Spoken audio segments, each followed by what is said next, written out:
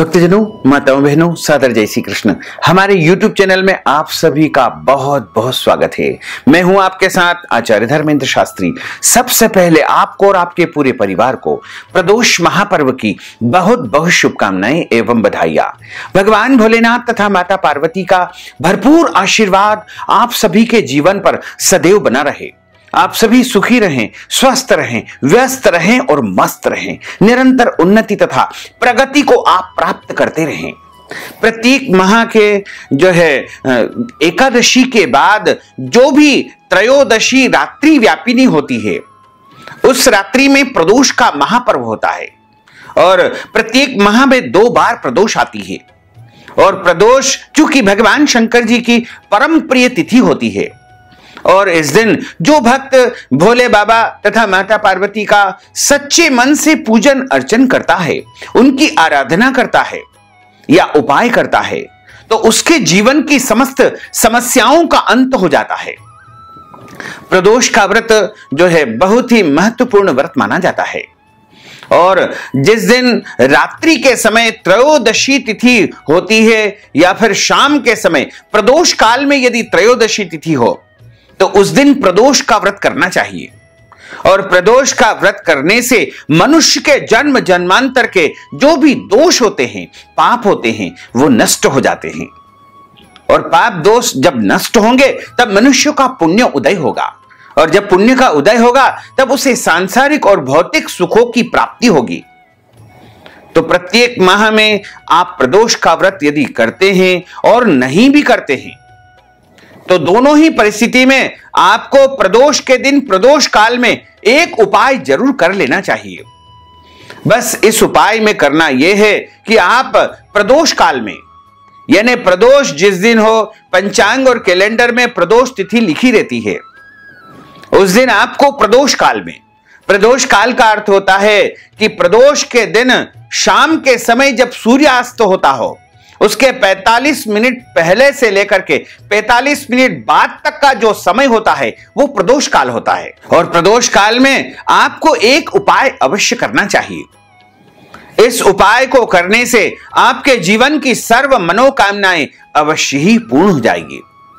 अगर आप अच्छी शिक्षा को प्राप्त करना चाहते हैं या फिर आप अपने बच्चों को परीक्षा में सफलता प्राप्त करवाना चाहते हैं या फिर आप अच्छी नौकरी प्राप्त करना चाहते हैं, नौकरी में पदोन्नति चाहते हैं, व्यापार में उन्नति चाहते हैं, अच्छा रोजगार आप प्राप्त करना चाहते हैं, अच्छा पद आप प्राप्त करना चाहते हैं, आर्थिक समस्याओं से मुक्ति प्राप्त करना चाहते हैं, कर्ज से मुक्ति प्राप्त करना चाहते हैं या फिर पारिवारिक क्लेश से आप मुक्ति प्राप्त करना चाहते हैं, पति पत्नी के बीच में बहुत कड़वाहट है, तो आप यदि दोनों के संबंधों में मधुरता चाहते हैं, आप अपने घर में संतान प्राप्ति चाहते हैं या फिर आप कोई काम ऐसा है जो बहुत दिनों से सोच रहे हैं, उसको पूर्ण करवाना चाहते हैं, यानी सर्व मनोकामनाओं की पूर्ति के लिए इस उपाय को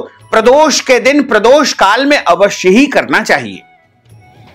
जो मनुष्य इस उपाय को पूरी श्रद्धा, भक्ति एवं भावना के साथ कर लेगा, उसकी सर्व मनोकामनाएं पूर्ण हो जाएगी, इसमें कोई संदेह नहीं है। बस आपको प्रदोष के दिन प्रदोष काल में अपने घर में, यानी अपने पूजा स्थल पर एक शुद्ध घी का दीपक आपको जलाना है और घर में आप दीपक जला करके प्रदोष काल में किसी भी शिव मंदिर में आप जाइएगा। यदि आप शिव मंदिर नहीं जा सकते हैं तो अपने घर में भी इस उपाय को कर सकते हैं। लेकिन ध्यान रखें, शिवालय में जो भी हम उपाय करते हैं वहां पर चूंकि भगवान की प्रतिष्ठित स्वरूप होते हैं, इसलिए वहां पर जो उपाय करते हैं वह जल्दी फल हमको प्रदान करता है। तो आप किसी भी शिवालय में, शिव मंदिर में जाएं और प्रदोष काल में जाकर के एक तांबे का लोटा आप ले लीजिएगा। तांबे के लोटे में आपको 5 बिल पत्र रखना है, 5 शमी पत्र रखना है, 5 चावल के दाने आपको उस लोटे में डाल लेना है और उसमें जल आपको भर लेना है और उसको ले जाकर के शिवालय पर आपको पहुंचना है। ध्यान रखें, जो जल आप ले रहे हैं वो आपके घर का ही होना चाहिए, यानी किसी के दूसरे के घर का जल आपको नहीं लेना है। शुद्ध और पवित्र जल आपको लेना चाहिए। यदि ताजा पानी या शुद्ध जल आपको नहीं मिल पा रहा है तो आपके घर में जो भी पवित्र जल रखा हुआ है उसमें थोड़ा सा गंगा जल आपको डाल लेना चाहिए, क्योंकि गंगा जल डालने से जल हमारा ताजा हो जाता है, शुद्ध हो जाता है, पवित्र हो जाता है। और उसमें 5 बेलपत्र, 5 शमी के पत्ते डाल करके 5 चावल के दाने, चावल भी साबुत होना चाहिए, यानी टूटे फूटे कटे चावल बिल्कुल न रखे। तांबे के लोटे में शुद्ध जल भरे, उसमें थोड़ा सा गंगा जल डाल लेवे, 5 बेलपत्र, 5 शमी पत्र, 5 चावल के दाने उसमें डाल लेवे। और आप किसी भी शिव मंदिर में जाए, शिवालय में जाएं और शिवालय में जाकर के शिव जी के ऊपर अर्पण करते हुए पंचाक्षर महामंत्र ओम नमः शिवाय का जाप आपको निरंतर करते हुए भगवान शिव जी के ऊपर धारा लगाना है। ओम नमः शिवाय महामंत्र का जाप सभी कर सकते हैं, स्त्रियां भी कर सकती है, पुरुष भी कर सकते हैं, बच्चे भी कर सकते हैं, बुजुर्ग भी कर सकते हैं, और इस उपाय को भी सभी कर सकते हैं। ओम नमः शिवाय महामंत्र का जाप करते हुए आपको भोले बाबा के ऊपर उस जल को अर्पण करना है। और जल जब आपका पूर्ण अर्पण हो जाए तब आप जो 5 बेलपत्र आपने वहां उस लोटे में डाले हुए हैं उनको लोटे से निकाल करके शिवलिंग के ऊपर उल्टे चढ़ा दीजिएगा। बेलपत्र चढ़ाते समय भी आपको ओम नमः शिवाय का जाप निरंतर करते रहना चाहिए। उसके बाद उनके ऊपर शमी पत्र अर्पण कर देवे और चावल के दाने भी जो लोटे में अंदर आपने डाले हैं उनको भी अर्पण कर देवे।